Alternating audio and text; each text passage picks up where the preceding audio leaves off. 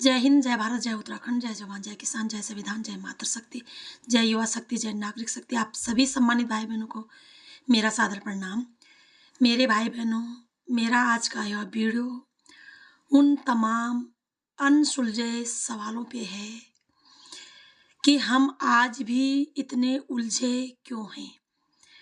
प्रेम का मायने क्या है? धर्म का असली अस्तित्व क्या है? क्यों देश की राजनीति में देश के युवाओं को, देश की महिलाओं को अग्रिम भूमिका निभानी चाहिए? क्यों हमें छोटी-छोटी बातों के लिए कठोर संघर्ष करना पड़ रहा है? और कई संघर्षों के बाद भी क्यों हमें हमारे मूलभूत आवश्यकताएं प्राप्त नहीं हो रही हैं? कहाँ कमियां रह गई हैं और क्यों कमियां रह गई हैं?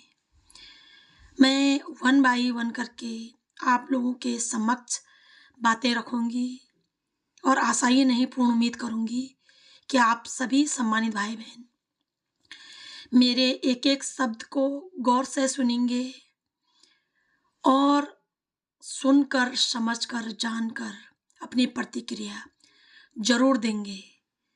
मेरे भाई बहनों, बहुत से भाई बहन मुझे कहते हैं कि दीदी आप मजाक वाली वीडियो ना बनाया करें, क्योंकि आप हमारी आइडियल हैं और हम चाहते हैं कि आप हर बार प्रेरणादायक वीडियो बनाएं। लेकिन मेरा चैतन्य कहता है कि मनुष्य को जितना सरल तरीके से, जितना मजाकिया तरीके से समझाया जा सकता है, उतना सरल तरीके से हम गंभीर रूप में नहीं समझा सकते हैं। हंसी मजाक में जो बात मनुष्य की दिलो दिमाग तक पहुंचती है, कभी कभी वह बात गंभीर अवस्था में या आक्रोशित अवस्था में नहीं पहुंचती है। कुछ भाई बहन कहते हैं कि दीदी आप मजाक किया करो, हमें ये अच्छा लगता है।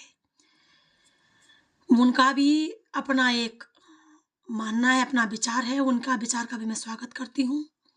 आप लोगों ने खान सर की बातें सुनी होगी। वो कहते हैं कि वर्षों से हमें लगता था कि शिक्षा ग्रहण करने के लिए मनुष्यों को या छात्रों को बिल्कुल गंभीर रहना चाहिए या टीचरों को गंभीर रहना चाहिए।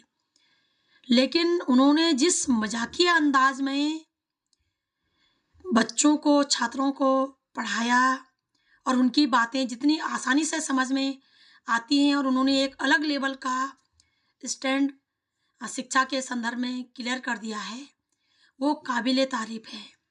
उसी प्रकार से मेरा मानना है कि चाहे प्रेम हो, चाहे धर्म हो, चाहे अध्यात्म हो, चाहे राजनीतिक हो, पारिवारिक हो, सामाजिक हो, सभी जगह मजाकिया अंदाज में बातें रखना और उन बातों को समझने में एक अलग रूप होगा साथियों। इससे होगा ये कि जिनके लिए बोला जाएगा उन्हें बुरा भी नहीं लगेगा और जिनके पक्ष में बोला जाएगा उन तक बात भी पहुंच जाएगी और धीरे धीरे वो व्यक्ति भी बात समझने लगेंगे जिनके खिलाफत में बोला जाता है, यानी कि जो समझते नहीं चीज़ों को। क्योंकि मेरा मानना है आरोप प्रत्यारोप, विरोध प्रतिविरोध तभी होता है या तो हम चीज़ें समझते नहीं हैं या फिर कोई जानबूझकर उन चीज़ों को करता है। तो हमारा मकसद किसी को बदला लेना नहीं है, बदलाव करना है। किसी भी प्रकार बदलाव आए, वो चाहे हम मजाक के अंदाज में बोलें, चाहे कभी आक्रोश होके बोलें, चाहे कभी सीरियस होके बोलें या जिसी भी प्रकार हम अपनी बातें रखें, लेकिन हमारा मकसद एक ही है कि बदलाव आए। तो मैं वन बाई वन करके चीज़ों को समझाना चाहूँगी। मेरे भाई बहनों, सबसे पहले मैं प्रेम के संदर्भ में आप लोगों को बताना चाहती हूँ। मैं एक बहन की वीडियो सुन रही थी और एक ही बहन की नहीं, दुनिया में अधिकांश लोगों का यह मानना है कि प्रेम से जो है पेट नहीं भरता है और अधिकांश लोग एक तरफा प्रेम में कोई खुदकुशी कर लेते हैं और कोई जो है अपने सहयोगी को मार देते हैं, जिससे वो प्रेम करने की बातें कर रहे होते हैं। और जितना हम अनुभव कर पाए हैं प्रेम में, जितना हम समझ पाए हैं प्रेम में, मुझे लगता है कि प्रेम ना ही किसी को मारेगा और ना ही खुद को मरने देगा, ना ही किसी को मरने देगा, ना ही खुद को मारेगा। यानी कि प्रेम कभी क्रूरता के लेवल पे नहीं पहुंच सकता, और जहां क्रूरता है वहां कभी प्रेम हो ही नहीं सकता है। मैं एक बहन की बातें सुन रही थी, वो शायद हमारी उत्तराखंड की होंगी। वो कह रही थी कि प्रेम से पेट नहीं भरता है। अधिकांश सभी लोग इसी प्रकार की बातें करते हैं, और मैं कहती हूँ यदि हमने सचमुच में प्रेम किया होगा तो हम कभी भूखा नहीं मर सकते हैं, क्योंकि प्रेम का अर्थ जिस्मों का मिलना, या मीठी मीठी बातें करना, या एक दूसरे पे लिपटना, या सिर्फ फॉर्मेलिटी नहीं हो सकती है साथियों। मुझे लगता है कि प्रेम का अर्थ समर्पण होता है। मेरा लगता नहीं है, मुझे मेरा अनुभव है कि प्रेम का अर्थ समर्पण होता है। वो समर्पण अपने बच्चों के प्रति, अपने पति के प्रति, अपने परिवार के प्रति, माँ बाप के प्रति, अपने भाई बहनों के प्रति, अपने समाज के प्रति, अपने राज्य के प्रति, अपने देश के प्रति, प्रकृति के प्रति, संस्कृति के प्रति, यानी कि पूरे ब्रह्मांड के प्रति, पूरे संसार के प्रति। प्रेम का अर्थ है समर्पण, प्रेम का अर्थ है देना। और जब मनुष्य देने की बात करता है तो जाहिर सी बात है कि वो चीजें मनुष्य के पास होंगी, और वो चीजें मनुष्य के पास तभी होंगी जब मनुष्य कड़ी मेहनत करेगा और उन चीजों को अपने पास रखेगा। वो किसी भी प्रकार की चीजें हो सकती हैं। यदि हम किसी भूखे को खाना खिला रहे हैं तो इसका अर्थ है कि हमारे मन में उसके प्रति करुणा जागी, यानी कि प्रेम जागा, संवेदनाएं जागी, और इसलिए हमने उसको खाना खिलाया। और खाना हम तभी खिला पाए हैं जब हम उस खाने जुटाने में सक्षम रहे। यदि हम खाने जुटाने में सक्षम नहीं हैं तो हम चाहकर भी किसी पे प्रेम नहीं जता सकते, किसी से करुणा नहीं जता सकते, किसी से हम संवेदनशीलता नहीं जता सकते। वो तभी हमारे मन में वो चीजें आ सकती हैं जब हम किसी काम या किसी भी चीज को करने के लिए सक्षम होंगे। प्रेम का अर्थ समर्पण, त्याग देना होता है, और समर्पण त्याग देने के लिए कड़ी मेहनत चाहिए होती है, संघर्ष चाहिए होता है, ज्ञान चाहिए होता है, विज्ञान चाहिए होता है। और जब हमारे पास ये चीजें होंगी तभी हम कुछ भी किसी को दे पाएंगे। यदि हमने शिक्षा से प्रेम किया होगा तो ही हमारे अंदर शिक्षा का भाव पैदा हुआ होगा, और जब हमें स्वयं किसी भी विषय के बारे में जानकारी प्राप्त होगी तभी हम किसी को पढ़ा पाएंगे। यदि हमारे पास किसी भी विषय की जानकारी नहीं होगी तो हम किसी को चाह कर भी नहीं पढ़ा सकते। तो प्रेम का अर्थ त्याग देना, समर्पण है। और मैं कहती हूँ कि जो प्रेम करेगा वो ना खुद भूखा मरेगा और ना ही वो दूसरों को भूखा मरने देगा। वो ना खुद हिंसा करेगा, ना ही वो दूसरों को हिंसा करने देगा। वो ना ही खुद क्रूर बनेगा, ना ही दूसरों को क्रूरता करने देगा। ना ही वो खुद अन्याय करेगा, ना ही दूसरों को अन्याय करने देगा। तो मैं आशा उम्मीद करती हूँ कि संपूर्ण मानव समाज प्रेम का अर्थ समर्पण समझेगा, त्याग समझेगा, संघर्ष समझेगा, बलिदान समझेगा, करुणा, संवेदनशीलता समझेगा। और वो हम तभी कर पाएंगे जब हम स्वयं सक्षम होंगे साथियों। क्योंकि यदि हम स्वयं दयाहीन हैं, स्वयं हम शिक्षाहीन हैं, बुद्धिहीन हैं, तर्कहीन हैं, अर्थहीन हैं, तो हम दूसरों को कैसे कुछ भी दे पाएंगे। तो आशा नहीं, पूर्ण उम्मीद करूंगी कि ये डॉट हमारा क्लियर हो चुका होगा। मैं ये भी कह देना चाहूंगी कि वीडियो लंबी होगी, जरूर सुनना मेरे भाई बहनों। अब दूसरा सवाल आता है साथियों धर्म का। वर्तमान समय में हमने धर्म एक पूजा पद्धति या रंग या प्रतीक स्वरूप मान लिया है,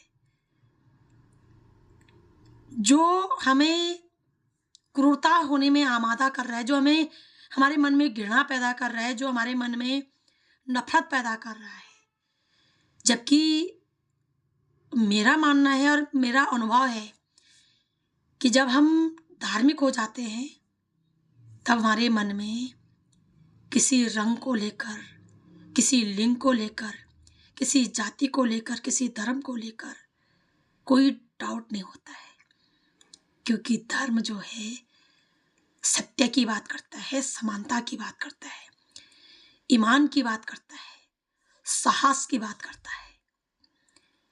और कोई साहसी आदमी किसी से नफरत नहीं कर सकता। कोई ईमानदार आदमी किसी से धोखा नहीं कर सकता।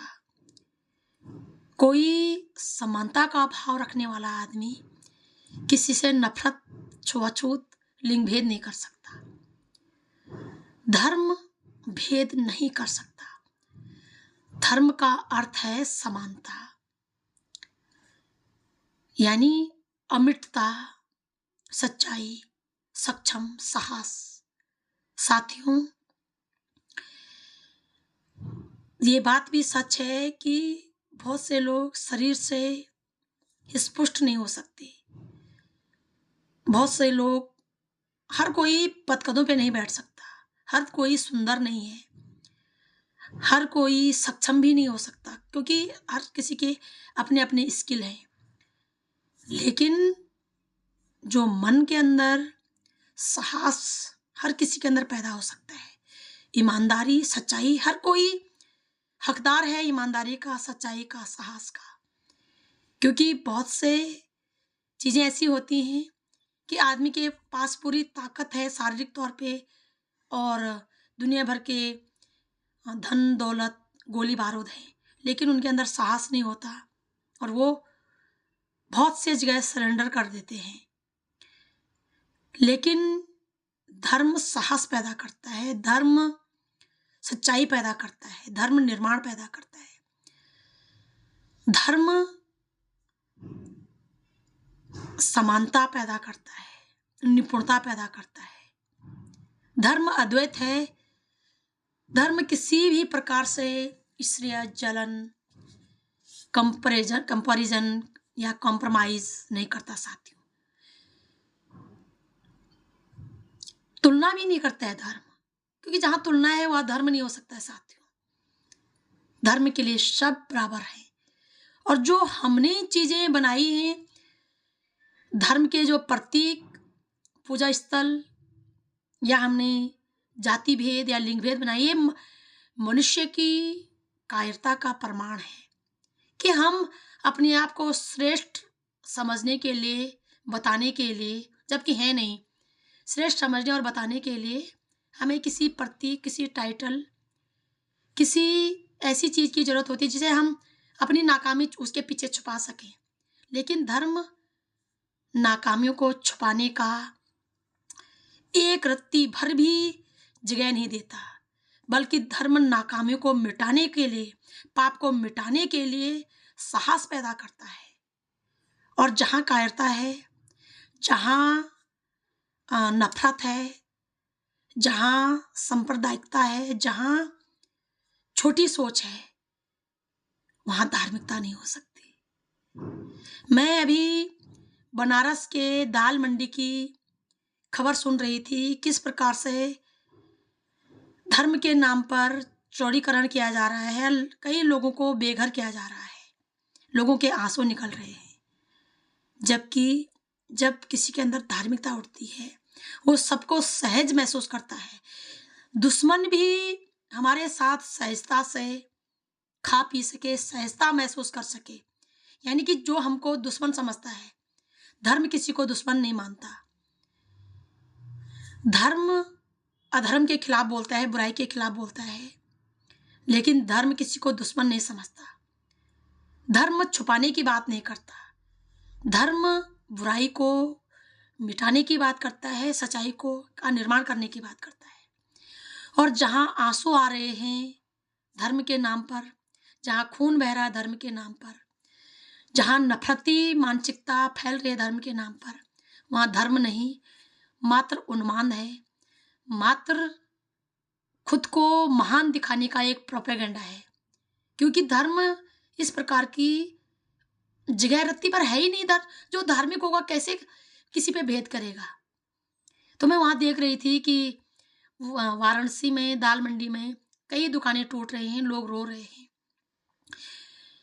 यानी कि मंदिर के लिए रास्ते चौड़े हो रहे हैं, यानी कि आस्था के लिए रास्ते चौड़े हो रहे हैं और लोगों को कुचला जा रहा है। ये मन से बड़ा मंदिर और कहाँ होगा। और पूरा ब्रह्मांड तो सृष्टि का बनाया हुआ है।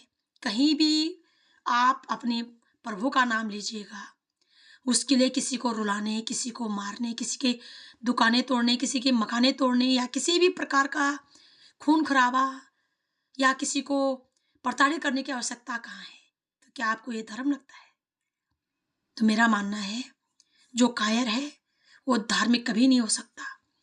जो खुद को महान समझने के लिए कुछ भी बोलता है, कुछ भी करता है, अपनी कमियों को छुपाने के लिए कोई आइडेंटिटी, कोई चिन्ह के पीछे भागता है, वो चिन्ह को आगे करता है अपने को छुपाने के लिए, वो धार्मिक कभी नहीं हो सकता। क्योंकि धर्म छुपाने या धर्म के पीछे छिपने की कोई जगह नहीं है साथियों। अब आते हैं हम साथ मेरे भाई बहनों कि राजनीतिक में युवाओं और महिलाओं की अहम भूमिका क्यों होनी चाहिए। मेरे भाई बहनों, अभी वर्तमान समय में दो ऐसे जनप्रतिनिधि हैं जो दुनिया के दिलो दिमाग में, खास करके भारतीय राजनीति में, ये विश्वास पैदा कर रहे हैं कि एक्चुअल में राजनेता, जनप्रतिनिधि ऐसा ही होना चाहिए, चाहे वो किसी भी पार्टी से हों, किसी भी आइडियोलॉजी से हों, लेकिन उनका काम एक ही होना चाहिए कि जनता के प्रति अपनी जिम्मेदारी तय करें, अपनी जवाबदेही तय करें। वो पार्टी के बारे में ना सोचकर, पदकदों के बारे में ना सोचकर, अपनी मान प्रतिष्ठा के बारे में ना सोचकर, अपनी दायित्व के बारे में सोच रहे हैं। उनमें से आम आदमी पार्टी से सांसद महोदय श्री राघव चड्ढा भाई, जो बेबाकी से जन मुद्दों को संसद भवन में उठा रहे हैं, चाहे वो हमारे उन भाई बहनों का मुद्दा हो जो स्पीड पे सामान पहुंचाते हैं ऑनलाइन साथियों, चाहे एयरपोर्ट के मुद्दा हो जहाँ पे दुनिया भर की महंगे महंगे सामान बिक रहे हैं, उन्होंने आवाज़ उठाई है, चाहे खाने पीने या किसी भी सामान में जहर केमिकल मिक्सर का मुद्दा हो, यानी कि उनका कहना है कि मिलावटी एवरी सामान में निकल रहा है, खाने पीने के सामान में, और देश की जनता के जीवन के साथ खिलवाड़ किया जा रहा है। चाहे उन्होंने ये मुद्दा उठाया हो कि यदि जनता को अपनी जनप्रतिनिधि चुनने का अधिकार है तो जनप्रतिनिधि द्वारा काम न किए जाने पर जनता को रिकॉल का भी अथॉरिटी या अधिकार होना चाहिए कि जो अधिकारी, जो जनप्रतिनिधि काम नहीं करते हैं, चाहे वो कोई भी हो, उसको वापस उस पद से हटाने का जनता के पास राइट हो, और उसमें भी वोटिंग सिस्टम हो कि ये जनप्रतिनिधि काम नहीं करते हैं। फिर चाहे कई प्रकार के मतलब पूरे देश के ज्वलंत मुद्दे वो उठा रहे हैं, स्वास्थ्य के संदर्भ में वो मुद्दे उठा रहे हैं कि देश के नागरिकों को भी उसी प्रकार से स्वास्थ्य की फैसिलिटी मिलनी चाहिए जैसे नेताओं को मिलती है या अमीरों को मिलती है, वैसे गरीबों को भी मिलनी चाहिए। तो राघव चड्ढा महोदय जी, जो सांसद महोदय हैं हमारे भाई, वो एक आइडल बन चुके हैं और एक सही दिशा में भारतीय राजनीति को लेके जा रहे हैं कि देश का राजनेता कैसा होना चाहिए, देश के जनप्रतिनिधियों का अपनी जनता के प्रति क्या दायित्व होना चाहिए। उन्होंने यह साबित कर दिया है कि एक्चुअल में जनप्रतिनिधि यदि होना चाहिए तो राघव चड्ढा भाई जैसा होना चाहिए, अन्यथा नहीं होना चाहिए। एक और है संजय भाई, वो भी बेबाकी से अपनी बात रखते हैं, वो भी आम आदमी पार्टी के ही सांसद महोदय हैं। वो भी हर बात को बेबाकी से रखते हैं, चाहे हमारे शिल्पकार समाज का मुद्दा हो, चाहे महिलाओं का मुद्दा हो या देश का कोई भी ज्वलंत मुद्दा हो, बेबाकी से रखते हैं। बिहार में नई नई सांसद, क्षमा चाहती हूँ, विधायक महोदय मैथिली ठाकुर बहन, जो बेबाकी से अपनी बात संसद में विधानसभा में रख रही हैं, अपने ही पार्टी के मंत्रियों के बातों को नकार रहे हैं, कह रहे हैं कि कागजी गुलाबी कुछ भी हो, लेकिन ज़मीनी हकीकत उलट है। कहीं भी लोगों के लिए शिक्षा नहीं, स्वास्थ्य नहीं, रोज़गार नहीं, इन मुद्दों पे बात करें और ज़मीनी स्तर पे काम किया जाए जनता के लिए। तो इन 2-3 जनप्रतिनिधियों ने, इन यूथों ने दिखा दिया है कि संसद में यूथ ब्लड क्यों ज़रूरी है, संसद में अधिकांश महिलाओं का होना क्यों ज़रूरी है। जब यूथ ब्लड संसद में, विधानसभा में, लोकसभा में, राज्यसभा में जाएगा, तो यूथ ब्लड वहाँ पे निष्पक्षता से काम करेगा, क्योंकि यूथ ब्लड करप्ट नहीं होता।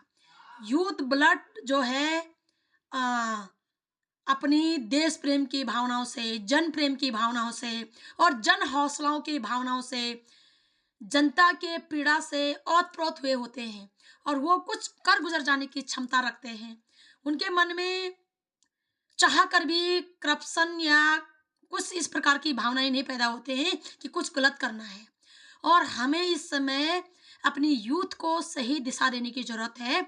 मैं खासकर अपने उत्तराखंड के सभी सम्मानित देवतुल्य जनता से कहना चाहूंगी कि अब जरूरत आन पड़ी है उत्तराखंड में भी यूथ ब्लड को विधानसभा, लोकसभा, राज्यसभा में भेजने की, ताकि हमारे उत्तराखंड के जन मुद्दे प्रमुखता से वहां उठे और हमारा यूथ अपनी जो उनके अंदर क्षमता है, जो वो गरम खून से, गरम आ, अपनी जज्बा से और अपनी जन भावनाओं से, अपनी देश प्रेम से, अपनी आ, जनता के हौसलों से ओतप्रोत हैं और जनता की पीड़ा से रूबरू हैं। वो बेखूबी बे बेखौफ बखूबी अपना काम कर सकते हैं। और मैं चाहती हूँ कि उत्तराखंड की जनता अपने यूथ ब्लड को विधानसभा, राज्यसभा, लोकसभा भेजे, ताकि राजनीतिक काया पलट हो, राजनीतिक दिशा और दशा बदले। परिवर्तन तभी हो सकेगा, राजनीतिक शुद्धिकरण तभी हो सकेगा जब विधानसभाओं में, लोकसभाओं में, राज्यसभाओं में यूथ ब्लड जाएगा, महिलाएं जाएगी। यदि हम महिलाओं से ज़्यादा, युवाओं से ज़्यादा करप्टों को, अपराधियों को वहाँ भेजेंगे, तो वो अपराधी काम करेंगे, अपराधी मानसिकता वाले काम करेंगे। तो मैं आशा ही नहीं, पूर्ण उम्मीद करूँगी कि आप मेरे भाई बहन इन विषय को समझ चुके होंगे कि मैं क्या कहना चाहती हूँ। अब बात आते हैं कि हम अभी तक भी क्यों उलझे हुए हैं। हम इसलिए उलझे हुए हैं मेरे भाई बहनों, क्योंकि हम सही समय पर सही निर्णय लेने से डरते हैं।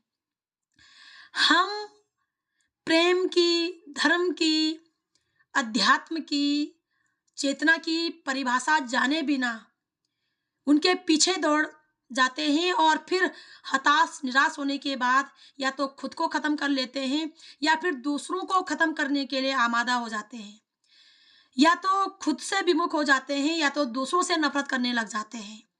जो कुछ भी समाज में प्रेम के नाम पे ब्लड बह रहा है, चाहे खुद का बह रहा हो या प्रेमी या प्रेमिका का बह रहा हो, समाज के नाम पे समाज में जो धर्म के नाम पे ब्लड चाहे खुद का बह रहा हो या दूसरों का बहाया जा रहा हो, जो नफरत फैल रही, चाहे खुद से नफरत की जा रही हो या दूसरों से नफरत की जा रही हो, वो यही है कि प्रेम और धर्म में हमारे अंदर की चेतना, जागरूकता का ना होना, हमारी चेतना का ना जागना। जब हम सचमुच में प्रेम करने लग जाएंगे अपने अस्तित्व से, अपने अस्तित्व से पैदा पैदा होने वाले मानव समाज से, अपने अस्तित्व से पैदा होने वाले चेतना यानी कि धर्म से, धर्म का अर्थ में चेतना बोलती हूँ, धर्म का अर्थ में सच्चाई बोलती हूँ, ईमान बोलती हूँ, साहस बोलती हूँ। ये धर्म की परिभाषा होती है। धर्म की परिभाषा कभी नफरत नहीं हो सकती, कभी हिंसा नहीं हो सकती, क्रूरता नहीं हो सकती, कायरता, नपुंसकता नहीं हो सकती, या खून बहाना या किसी भी प्रकार से एक दूसरे से नफरत करना नहीं हो सकता। प्रेम का अर्थ भी नफरत, क्रूरता या हार या किसी भी प्रकार से द्वंद्व नहीं हो सकता। जहाँ द्वंद्व है वहाँ धर्म, प्रेम कभी नहीं हो सकता, क्योंकि प्रेम और धर्म आगे बढ़ने की प्रेरणा देता है, बदलाव की प्रेरणा देता है, बुराइयों को खत्म करने की प्रेरणा देता है, मिटाने की प्रेरणा देता है और अच्छाई का निर्माण करने की प्रेरणा देता है और कमियों को सुधार की प्रेरणा देता है, ना कि कमियों को छुपाने की, नफरत करने की। तो हम सिर्फ इससे उलझे हुए हैं क्योंकि हमने अभी तक न प्रेम समझा, न धर्म को जाना। जिस दिन हम प्रेम को समझ लेंगे, जिस दिन हम धर्म को जान लेंगे, उस दिन हमारी सारी उलझनें ऑलरेडी खत्म हो जाएंगी। आज मनुष्य उलझा हुआ है क्योंकि वो ना प्रेम समझ रहा है, ना धर्म जान रहा है, और वो गड़े गड़ाए बनाए बनाए बने बनाए चीज़ों के प्रति अट्रैक्शन हो रहा है, और वो अट्रैक्शन जब खत्म हो जाता है तो वो बहुत खतरनाक होता है मेरे भाई बहनों। मैंने सुबह आज कुछ पंक्तियाँ लिखी हुई थी कि पत्तों का झड़ जाना उतना बुरा नहीं है जितना तना का सूख जाना बुरा है। तना का सूख जाना भी उतना बुरा नहीं है जितना जड़ों का मर जाना है, और जड़ों का मर जाना भी इतना बुरा नहीं है जितना खतरनाक बीजों का सड़ जाना है। क्योंकि यदि बीज ही सड़ जाएंगे तो अंकुर कहाँ से फूटेंगे? अंकुर ही नहीं फूटेंगे तो तना कहाँ से होगा? तना ही नहीं होगा तो पत्ते कहाँ से आएंगे? फल और फूल कहाँ से आएंगे? तो माना कि पत्तों का झड़ना परिवर्तन कहलाता है, यानी कि पतझड़ कहलाता है, नए पत्तों का आना कहलाता है, लेकिन बार बार पत्तों का झड़ना परिवर्तन तो नहीं कहलाया जा सकता है। कभी कभी अस्तित्व के लिए खतरा भी हो जाता है। बार बार पत्तों का झड़ना, कभी कभी जड़ों में कमियां पाई जाती हैं, पत्तों का झड़ना। मैंने लिखा है कि मौत होना इतना बुरा नहीं है जितना बुरा है जमीर का मर जाना, और जमीर का मर जाने से भी ज्यादा बुरा है विचारों किसी की गुलामी स्वीकार कर लेना। यानी कि जमीर के मर जाने से भी ज़्यादा बुरा है अपनी आज़ादी खोना और दूसरे के गुलामी स्वीकार करना, और उससे भी ज़्यादा खतरनाक है हमारे विचारों का ही मर जाना, और उससे भी ज़्यादा खतरनाक है कि विचारों का सड़ जाना, यानी कि बुराई पैदा होना। तो मौन रहना इतना खतरनाक भी नहीं है, और मौन रहना मानते हैं कि शांति का प्रतीक है, लेकिन हर बार मौन हो जाना ये कायरता का प्रमाण है। जहाँ पे जरूरी हो वहाँ पे बोलना अत्यंत जरूरी है। अगर नहीं बोलेंगे तो फिर बुराई हम पे हावी हो जाएगी। इसलिए हमें जड़ तक जानना और बेहतर बीज को बोना अत्यंत आवश्यक है, ताकि बेहतर अंकुर फूटे, बेहतर पेड़ बने, बेहतर फल फूल हो, बेहतर छाया हो, बेहतर ऑक्सीजन हो, और मनुष्य छोटी छोटी बातों के लिए संघर्ष न करे। आज धर्म प्रेम के खोखले चंगुल में फंसकर, क्योंकि हम प्रेम का अर्थ नहीं समझे, हम धर्म का अर्थ नहीं समझे, और शारीरिक अट्रैक्शन को प्रेम समझ करके, धार्मिक उन्माद को धर्म समझकर हम लोग गलत दिशा में जा रहे हैं। कुंठित और निष्कृत मानसिकता से ग्रसित हो रहे हैं। जबकि जिस दिन प्रत्येक मनुष्य को प्रेम और धर्म समझ में आ जाएगा, सारी उलझनें समाप्त हो जाएंगी, क्योंकि हम सिर्फ समर्पण करेंगे। हम अपने परिवार के प्रति, अपने बच्चों के प्रति, अपने माँ बाप के प्रति, भाई बहनों के प्रति, समाज के प्रति, अपने देश के प्रति, दुनिया के प्रति, प्रकृति के प्रति, ब्रह्मांड के प्रति सिर्फ समर्पण करेंगे। और जब हम समर्पण करते हैं साथियों, तो ये बात विधि का विधान है, ये सृष्टि का नियम है कि करोड़ों गुना वापस मिलता है। जितना आप समर्पण करो, प्रेम का, धर्म का एक ही सार है। जिस दिशा में आप बहोगे वो आपको हजार लाखों गुना वापस मिलेगा। यदि आप प्रेम को नफरत की दिशा में बहाओगे तो वो नफरत आपको हजार गुना, लाख गुना वापस मिलेगा। और यदि आप प्रेम की सही दिशा में, करुणा निर्माण की दिशा में बहाओगे तो हजार गुना वापस मिलेगा। तो प्रेम को, जो प्रेम एक्चुअल में है, उसे सही दिशा में बहाएं, समर्पण की दिशा में बहाएं, हजार गुना वापस मिलेगा। आशा उम्मीद करती हूँ कि आपका आज का यह वीडियो आप सभी भाई बहनों को इस प्रकार से प्रेरणादायक लगेगा, आपकी उलझनें सुलझाएगा, हमें यह सोचने समझने पर मजबूर करेगा कि हम उलझे क्यों हुए हैं, हम कब सुलझेंगे, हम कब सही सीधे रास्ते पे जाएंगे।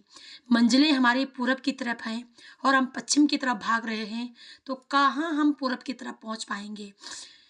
पूरब जब मंजिल है तो पूरब की तरफ ही भागना पड़ेगा। जहाँ मंजिल हो वहीं हमें भागना पड़ेगा। जहाँ हमारी सफलता की कुंजी हो वहीं हमें अपनी एनर्जी बहानी पड़ेगी। तभी हमें सफलता मिलेगी, तभी हमें शांति मिलेगी, तभी हम सही ढंग से जीवन जी पाएँगे। आशा ही नहीं, पूर्ण उम्मीद करूँगी कि आप सभी भाई-बहन मेरी बातों को भली-भाँति समझ गए होंगे और ज़्यादा सीरियसली होने की ज़रूरत नहीं है।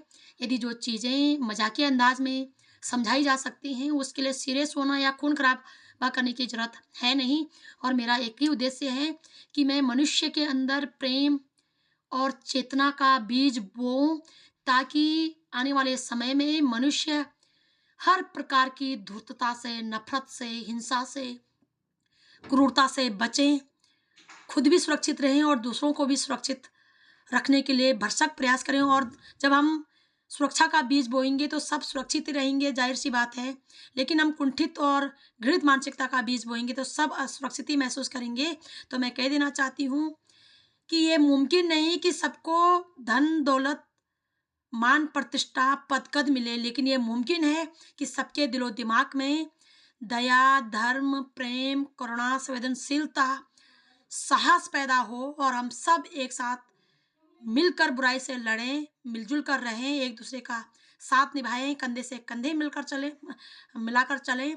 और जो प्रकृति की देन है, जो सबको सब कुछ इक्वल तरीके से प्रोवाइड करा रही है, चाहे हवा, भोजन, पानी हो, चाहे ज़मीन हो, वो हमारी लड़ाई है ज़मीनों की, आपस में मनुष्यों की, लेकिन प्रकृति ने सबको समान रूप से प्रोवाइड कराया है। तो उस प्रकृति के नियम को दिलो-दिमाग में बसा करके, जब प्रकृति किसी के साथ भेदभाव नहीं करती, सबको समान रूप से सब कुछ प्रोवाइड करा रही है, तो फिर हम मनुष्य कौन होते हैं किसी का हक छीनने वाले, किसी को किसी भी प्रकार से प्रताड़ित करने वाले, किसी को किसी प्रकार से नफ़रत, ईर्ष्या, जलन करने वाले, भेदभाव, छुआ-छूत करने वाले कोई भी मनुष्य नहीं, कोई नहीं होता साथियों।